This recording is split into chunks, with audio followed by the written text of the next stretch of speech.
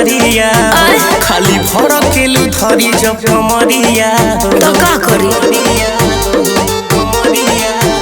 काहे सुतेलू ना धन तू पजरिया खाली भड़केलू धरी जब कमरिया लॉस लॉस करत सोचतानी तब से मरले बड़ गभ से तो धोतानी डब से मरल राज गभ से तो धोतानी डब से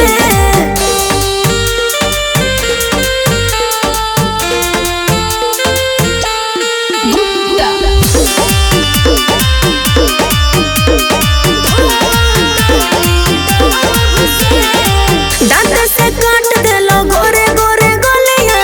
खा गइला राजा उठलाली हो मन तो तोहरो रहे करे जा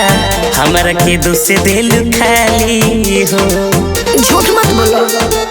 ए का दांत से काट देलो गोरे गोरे गलिया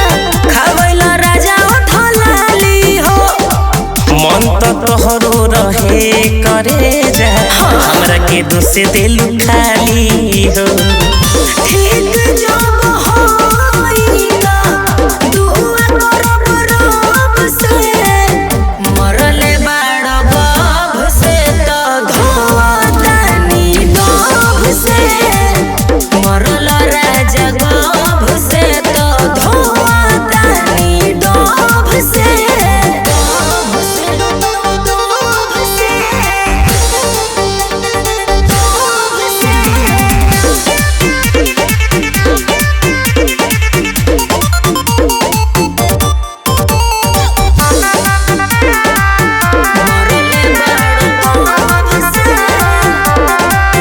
पोरे पोरे बथाट दहिया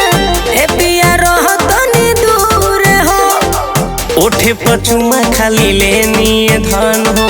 लगल तू तो कुहरे हो चुप रहो